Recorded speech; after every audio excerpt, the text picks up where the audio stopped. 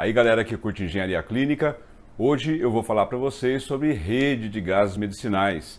Esse é um tema muito importante, vocês estão vendo o que está acontecendo em Manaus e é importante que a gente que atua com engenharia clínica saber lidar com isso, que a gente que atua com engenharia hospitalar saber lidar com isso, que a gente lida com obras hospitalares saber lidar com isso e principalmente quem projeta a rede saber lidar com isso. Importante, administradores hospitalares saibam exigir dos profissionais de engenharia clínica. Eles precisam ser qualificados, preparados para cuidar dos hospitais. Então, eu estou aqui em Manaus, eu cheguei aqui sábado, já estou aqui há 4 dias, né? E nós estamos fazendo um diagnóstico situacional com planos de ação para poder orientar o pessoal da liderança da cidade, do estado, enfim, sobre como proceder com essa questão da rede de gases medicinais.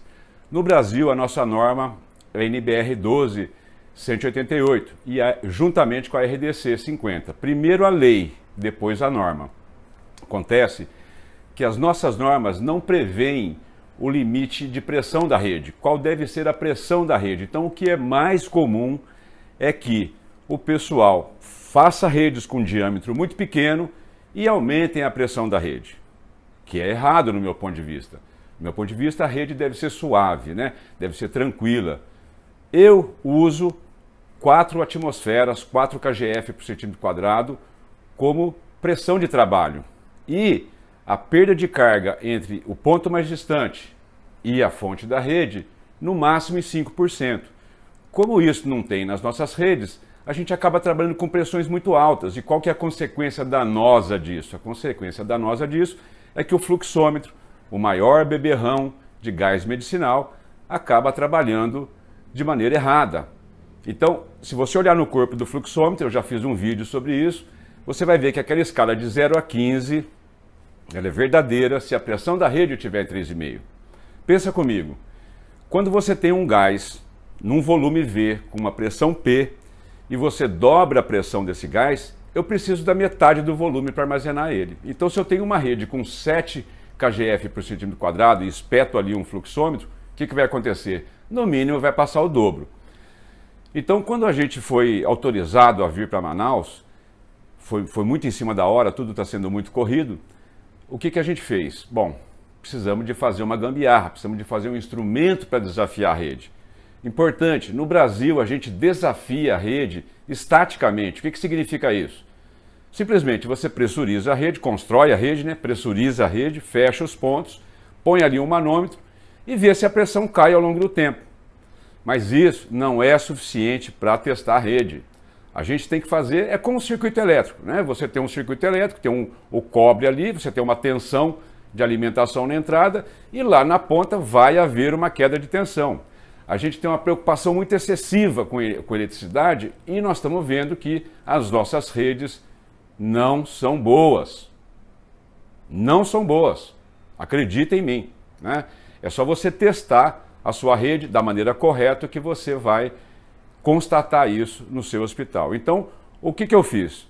Eu fiz um dispositivo, né? Aqui no Brasil a gente fala gambiarra, e eu fiz uma gambiarra porque eu tinha que fazer isso da maneira mais rápida. Tinha poucas horas, eu ainda estava em São Paulo, consegui comprar parte das peças.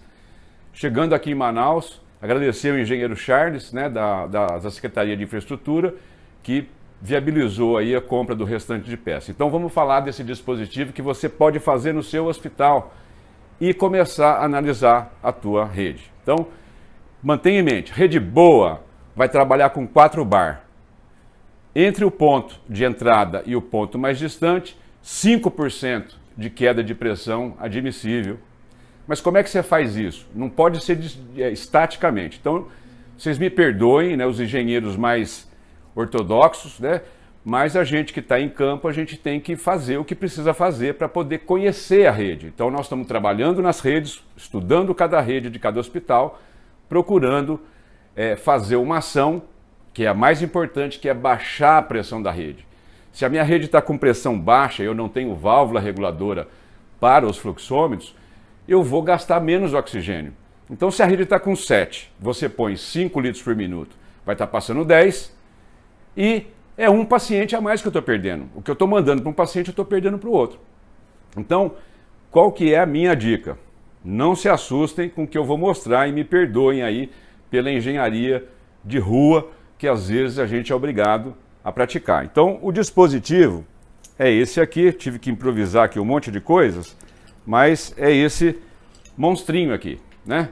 Então, o que eu tenho aqui, ó, pra vocês verem, eu tenho uma tomada convencional de oxigênio, faltou uma válvula aqui uma válvula dentro de controle de fluxo, um manômetro, vocês vejam que esse manômetro aqui a gente conseguiu aí com a ajuda do engenheiro Charles de 0 a 7 bar, porque o 3,5 fica no meio da escala, fica uma medida diminui um pouco o erro, a gente não conseguiu um manômetro melhor, esse aqui é a classe B, e nós colocamos aqui 4 fluxômetros em paralelo, cada um com 15 litros por minuto. Então o que nós fazemos? Nós vamos na rede do hospital, lá no tanque a gente vê a pressão da rede. Aí nós vamos no ponto mais próximo do tanque e medimos a pressão estática, né? Tudo fechado, fecho todos os fluxômetros. E aí nós temos uma tabela onde a gente põe 15 litros por minuto e mede a queda de pressão. Depois adicionamos mais 15 litros por minuto, vejo a queda de pressão. Mais 15 litros por minuto, a queda de pressão. E mais 15 litros por minuto, a queda de pressão. Na verdade, a gente não conseguiu. Eu tinha 2 fluxômetros em São Paulo. Obrigado, Biocan, pelos 2 fluxômetros. A Biocan é uma empresa que costuma apoiar o nosso canal. Obrigado aí, Rogério. E ele me conseguiu 2 fluxômetros. E a gente comprou outros 2 aqui. Eu trouxe um manômetro classe B de 0 a 10 e acabei comprando aqui, com a ajuda da turma da cidade, um manômetro de 0 a 7. Então, eu desafio a rede com carga. É a mesma coisa você fazer um circuito elétrico, passar a fiação e não botar uma carga para ver a queda de tensão, por exemplo. É lógico que a gente não faz isso comumente, porque a instalação elétrica é muito mais fácil que gases medicinais. É comum que os nossos engenheiros no Brasil não conheçam bem tubulações, né? Tubulações industriais, por exemplo, o Silva Teres, que é um livro muito bom, que eu utilizei na escola, né? E é isso aqui, gente. Desafiar a rede, a gente desafia com carga dinâmica. Não adianta desafiar a rede estaticamente. Então, o que nós estamos determinando? Nós estamos determinando qual é a perda de carga máxima e qual é o circuito ou qual é a rede, o quanto que eu posso baixar a rede. Para quê? Para diminuir o erro que o fluxômetro vai dar. Tranquilo, gente, ó, tudo engate rápido, né, aqui nas conexões. Lógico, eu deveria ter, se eu pudesse, né, um manômetro e um fluxômetro de 0 a 150, por exemplo. O que eu recomendo de verdade é rede com 4 bar e queda de 5% no máximo num fluxo de 100 litros por minuto. A nossa norma nacional requer 60 litros por minuto, por isso que a gente fez com 4. 15 vezes 4, 60 litros por minuto, ok? O que mais que eu tenho que falar para vocês? Deixa eu pensar aqui. Bom, não tem muito mais o que falar. Façam um negócio desse, melhore, compre um fluxômetro melhor, compre um manômetro com uma exatidão maior na medição, né? Que você vai poder conhecer a sua rede, você vai conhecer pontos de estrangulamento, áreas que estão estranguladas. Não adianta economizar no cobre. Rede de gás medicinal é como rede elétrica, não adianta economizar no cobre. Se você economiza no cobre, até dificulta expansões, por exemplo, como está sendo necessário fazer agora. Então, pessoal, rede de gás medicinais é um trabalho sério, importantíssimo. Projetistas, por favor, parem de projetar as redes para 6 atmosferas, para 6 kgf por centímetro quadrado. Parem com isso, façam redes mais harmoniosas, com menor perda de carga. Isso ajuda a saúde pública. Você pegar um hospital com rede velha projetada nesse sentido, num momento como nós estamos vivendo agora, faz toda a diferença. Bom, pessoal, eu estou fazendo esse vídeo meio improvisado, estou sem os recursos que eu tenho em São Paulo no escritório. Espero que vocês tenham gostado. Se vocês estão gostando do canal, se inscrevam, deixa seu like. Isso tudo ajuda muito a aumentar a relevância da engenharia clínica nas redes, da engenharia hospitalar nas redes, das obras hospitalares nas redes, ok? E no mais, aquele muito obrigado pelo seu tempo. Valeu!